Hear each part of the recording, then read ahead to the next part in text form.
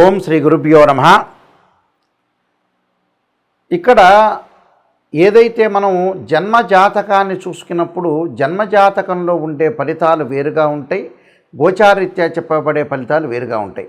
ఎప్పుడు కూడా name, date of birth, time, place of birth అలానే తీసుకొని దాన్ని క్యాలిక్యులేషన్ చేసి జాతకాన్ని చెప్పటం విధానం అనేది మనం జన్మజాతకం అంటాం. అంటే గోచారం వేరు. ఎప్పుడు కూడా గ్రహాలు మారుతున్న దాన్ని గోచారం అంటాం. ఒక బర్త్ చార్ట్ని 16 లగ్న కుండళ్ళు ఎనాలిసిస్ చేసి చెప్పటం అనేది వేరుగా ఉంటుంది. అది రాశిచక్రమని, భావచక్రమని, నవాంశమని, దశమాంశమని, త్రింశాంశమని, కవేదాంశమని, అలానే హోరా, ద్రేకాణం ఇలాంటి 16 లగ్న కుండళ్ళనే ఉంటాయి. అలానే దశలు, అంతర్దశలు అంటే ఏ దశలు అనేది వాళ్ళకి యోగిస్తుంది, ఏ దశల్లో యోగించదు. అలానే ఏ గ్రహాలు ద్వాదశ భావాల్లో ఏ విధంగా ఉండబోతున్నాయి అంటే ఒక లగ్నాన్ని మనం అనుసరించేటప్పుడు తనుభావమని, ధనభావమని, తృతీయ భావమని, సోదర భావమని, అలానే చతుర్థ భావమని, పంచమ భావమని, సంతాన భావమని ఇలాంటి భావాలు అనేవి మనకు 12 భావాలు చెప్పబడింది.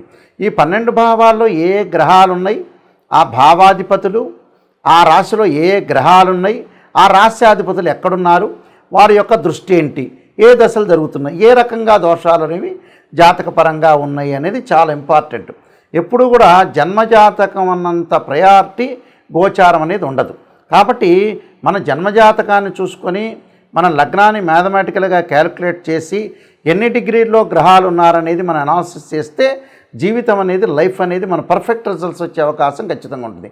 అందులో ముఖ్య పాత్ర ద్వాదశ లగ్నాల యొక్క పాత్ర అనేది చాలా ముఖ్యంగా ఉంటుంది.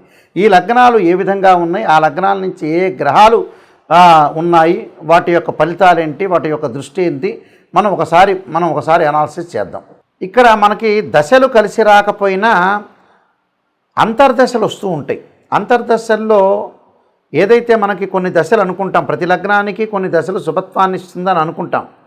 ఆ దశలు జీవితంలో కొంతమందికి రావు, 1-2 దశలే వస్తుంటాయి. కొంతమందికి ఒక దశే వస్తుంది, కొంతమంది 2 దశలు వస్తాయి, కొంతమంది 3 దశలు వస్తాయి. 3 దశలతో వచ్చేవాళ్ళు చాలా తక్కువ మంది ఉంటారు. కాబట్టి ఆ దశలు రాకపోయినా అంతర్దశలు వస్తుంటాయి. అంటే ఆ గ్రహాలకు సంబంధించిన అంతర్దశలు వచ్చినప్పుడు కూడా మనకు సుఫలితాలు జరిగే అవకాశాలు ఖచ్చితంగా ఉంటాయి. అదొకటి. కొన్ని లగ్నాలకి ఏంటంటే ఆ దశలు అనేవి చెడు దశలు వస్తుంటాయి. ఈ గ్రహాలు చెడు దశలు వచ్చే అవకాశం ఉందని నేను చెప్పినప్పుడు ఆ అంతర్దశల్లో చెడు అంతర్దశలు ఉంటాయి. ఆ చెడు అంతర్దశల్లో వచ్చినప్పుడు కూడా ఉదాహరణకి ఒక లగ్నానికి, ఉదాహరణకి మేషలగ్నానికి ఉదాహరణకి కుజుడు మహర్దశ బాగా కలిసి వస్తుందని నేను చెప్పా. కానీ వాళ్ళ జీవితంలో వచ్చేటప్పటికల్లా కుజ మహర్దశ వస్తుంది. వచ్చిన తర్వాత కుజుడిలో చెడు అంతర్దశ వస్తుంది. అప్పుడు ఫలితం అనేది మధ్య రకంగా ఉంటుందని మనం బేరీజ్ వేసుకోవాలి. అందువల్ల అక్కడ కుజుడే అంతర్దశ వస్తుంది, చెడు దశ వస్తుంది. ఉదాహరణకి చెడు దశ ఒకటి వచ్చింది అనుకుంటా, కుజుడు అంతర్దశలో అది కూడా మధ్య రకంగా ఉంటుంది. అంటే మనకి శుభత్వాన్నిచ్చే మహర్దశ వచ్చినా, శుభత్వాన్నిచ్చే అంతర్దశ వచ్చినా మనకి మంచి ఫలితాన్ని వస్తాయి. అలానే ఇక్కడ ఏదైతే ఆ మహర్దశ అనేది మనకు కలిసి రాదో, ఆ మహర్దశ కలిసి రాకపోయినా అంతర్దశ కలిసి వచ్చే అవకాశం అనేది ఉంటే మధ్య రకమైన ఫలితాన్ని ఇస్తారని మనం గుర్తుపెట్టుకోవాలి. ఇలాంటివన్నీ కూడా మన జ్యోతిష్ శాస్త్ర ప్రకారంగా చెప్పబడింది. కాబట్టి లగ్నం అనేది చాలా ఇంపార్టెంట్గా మనం ప్రాతిపదికగా తీసుకోవాలి. ద్వాదశ లగ్నాల్లో అయిన 2వ లగ్నం అనేది వృషభ లగ్నం. వృషభ లగ్నాన్ని వాళ్ళకి ఏ గ్రహాలు ఏ దశల్లో శుభత్వాన్ని ఇస్తారు, ఏ లగ్నాల్లో ఈ వృషభ లగ్నం వాళ్ళకి ఏ గ్రహాలు పాపత్వాన్ని ఇస్తాయో, పాపులో శుభులు తెలుసుకోవాలి. ముఖ్యంగా వృషభ లగ్న జాతకులకు వచ్చేటప్పటికల్లా గురువు, శుక్రుడు, చంద్రుడు పాపులవుతారు. రవి, శని శుభులు ఇస్తారు. శని రాజయోగ కారకుడు అవుతారు. బుధుడు కొద్దిగా శుభాన్ని చేకూర్చే అవకాశం అనేది ఒకటి ఉంటుంది. అయితే ఏమిటి వృషభ లగ్నానికి ఇక్కడ మనం అనుకున్నట్టుగా గురువు, శుక్రుడు, చంద్రుడు పాపులు అనుకున్నాం, రవి, శనులు శుభులు అంటాం. వృషభ లగ్నానికి శుక్రుడు కూడా నిజం చెప్పాలంటే మిశ్రమైన ఫలితాన్ని ఇస్తాడు.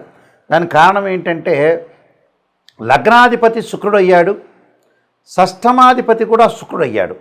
అంటే లగ్నాధిపతి, షష్ఠమాధిపతి ఎప్పుడైతే 1, 5, 9 త్రికోణాలు శుభఫలితాన్ని ఇస్తాడని శాస్త్రంలో చెప్పబడింది. కాబట్టి పరాశర పద్ధతి ప్రకారంగా వృషభ లగ్నంలో జన్మించిన వ్యక్తులు ఎవరైతే ఉంటారో శుక్రుడు ఒక రకంగా మధ్య రకమైన ఫలితాన్ని, మంచి సుఫలితాన్ని ఇస్తారో చెప్పుకోవచ్చు. అయితే మధ్య రకమైన ఫలితాన్ని ఇస్తాడని, అంటే 60% మంచి ఫలితాన్ని ఇస్తాడని టోటల్గా చెప్పబడింది. ఇక్కడ మిగతావి ఏమిటి? 5వ స్థానం ఏంటి? 5వ భావం ఏంటి? వృషభ లగ్నం నుంచి మిథునం అవుతుంది.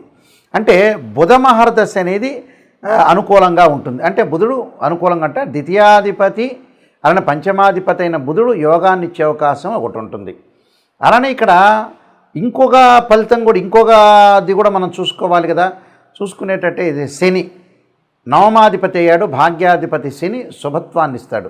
నవమాధిపతి అయ్యాడు, ఇక్కడ దశమాధిపతి అయ్యాడు, భాగ్యాధిపతి దశమాధిపతి అయ్యాడు. కాబట్టి శని రాజయోగాన్ని ఇస్తాడు. అంటే శని మహర్దశలో ఈ లగ్నంలో జన్మించిన వాళ్ళకి రాజయోగం కలిగే అవకాశం ఖచ్చితంగా ఉంటుంది. రెండోది ఏంటి? శుక్ర దశ.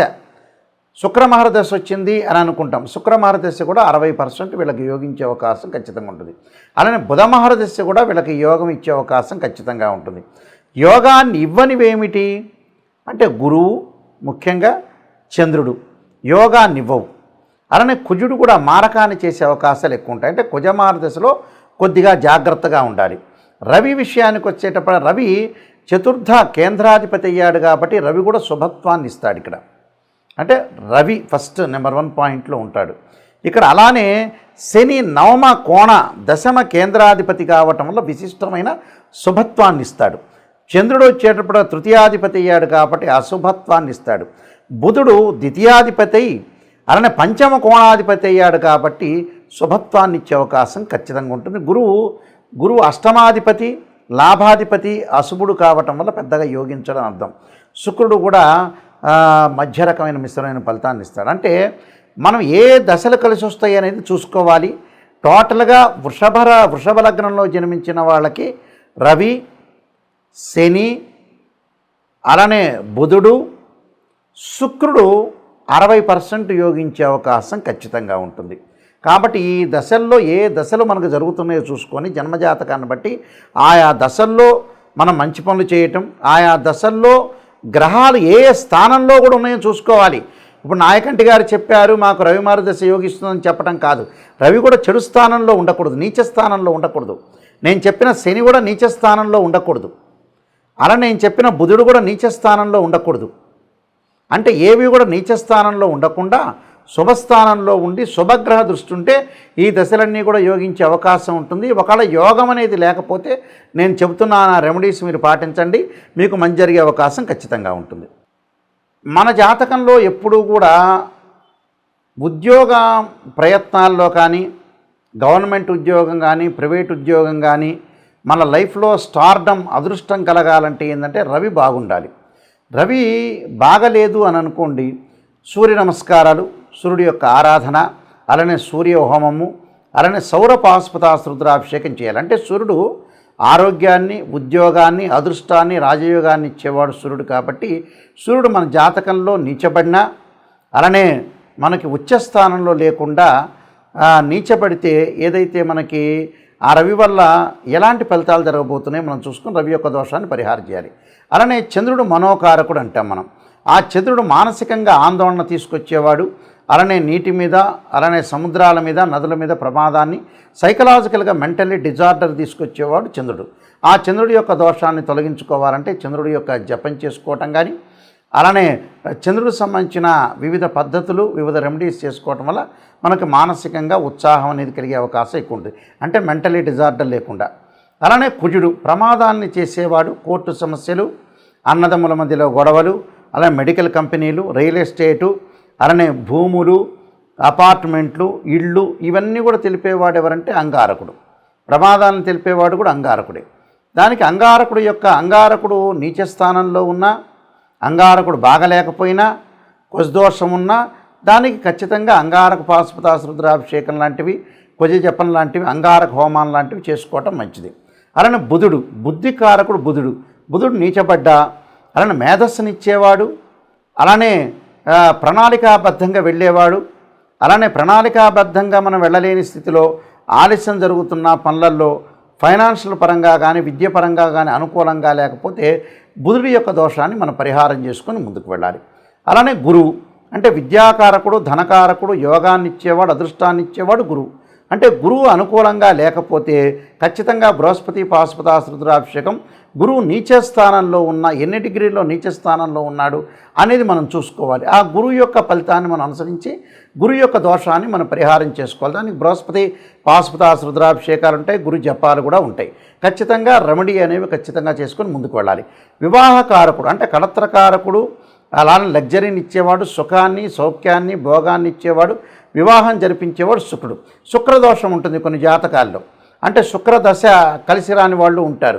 నేను చెప్పిన రవిదశ, అలానే చంద్రుడు, కుజుడు, బుధుడు, గురువు, ఈ శుక్రదశలు అంతర్దశలు బాగలేని వ్యక్తులు కూడా శుక్రుడు వివాహం కాబట్టి ఏదో ఆలస్యం అవుతుంది, దగ్గరికి వచ్చినట్టు వచ్చిపోతుంది, ఏది కూడా మనం పనులు చేయలేకపోతున్నాం, వాహనాలు కొనుగోలు చేయలేకపోతున్నాం అనే వ్యక్తులందరూ కూడా భృగుపాశుపతాస్ రుద్రాభిషేకం లాంటివి చక్కగా జాతకాన్ని చూపించుకొని జాతకంలో అసలు నిజంగా దోషం ఉందా లేదా తెలుసుకొని ముందుకు వెళ్ళటం అనేది చాలా మంచిది. శని ఆయుక్కారకుడు, అంటే శని మహర్దశ కలిసి వస్తుందా లేదా ఆ లగ్నానికి, శని బాగలేడా, శని నీచ స్థానంలో ఉన్నాడో మనం తెలుసుకోవాలి. శని ఆయుష్ ఇచ్చేవాడు శని. ఆరోగ్యపరంగా అనారోగ్యం చేసేది, ఆరోగ్యపరంగా ఇబ్బందులు కలిగించేవాడు కూడా శనే. అలానే రవి కూడా ఆరోగ్యపరంగా ఇబ్బందులు కలిగించేవాడే. అలానే కుజుడు ప్రమాదాలను కలిగించేవాడు. కాబట్టి శని యొక్క దోషం పోవటానికి శని జపము, శనికి సంబంధించిన హోమము, అలానే తైలాభిషేకం లాంటి వివిధ పద్ధతులు చాలా ఉన్నాయి. ఆ శని యొక్క దోషం తొలగించుకోవటం చాలా మంచిది. అలానే రాహు అంటే విదేశాలకు వెళ్ళటం, జీవితంలో మాయగా ఉండటం, జీవితంలో ఏది కూడా అనర్థాలకు దారితీసే అవకాశాలు, దగ్గరకు వచ్చినట్టు వచ్చి పనులు లేటుగా జరగడానికి రాహువు సంబంధించినవి కూడా సర్పసూక్త పాశుపతాస్ రుద్రాభిషేకం లాంటివి చేసుకోవాలి. రాహు మార్గదశ కలిసి వస్తుందా లేదా కూడా చూసుకోవాలి. అలానే కేతు, జ్ఞానకారకుడు కేతు అంటాడు. ఆ కేతువు మంచి స్థానంలో లేకపోయినా, రాహుకేతు నీచ స్థితిలో ఉన్న సర్పదోషాలు కాలసర్పదోషాలు ఉన్నా కూడా ఆ కేతువు యొక్క దోషాన్ని పరిహారం చేసుకోవడానికి గణపతి యొక్క ఆరాధన చాలా ముఖ్యమైనది. కాబట్టి ఆ కేతువు మహర్దశ కలిసి వస్తుందా లేదా కూడా చూసుకోవాలి. ఇవన్నీ కూడా జన్మజాతకాన్ని బట్టి, ద్వాదశ భావాలను బట్టి, రాశ్యాధిపతులను బట్టి నిజాన్ని తెలుసుకొని మనం ముందుకు వెళితే దాని యొక్క పరిహారాలు, ప్రతి పరిహారానికి కూడా ఖచ్చితంగా ఒక జీవితంలో ప్రాబ్లమ్స్ ఉందంటే ఖచ్చితంగా పరిహారం చేసుకుంటే చాలా మంచి జరిగే అవకాశం ఉంటుంది. నెగిటివ్లో ఉంటేనే మనం పాజిటివ్ వస్తే మనకు మంచి జరిగే అవకాశాలు ఖచ్చితంగా ఉంటాయి. వీళ్ళందరికీ కూడా సుఫలితాలు జరగాలని ఆశిస్తూ సర్వే జనా సుఖినో భవంతు.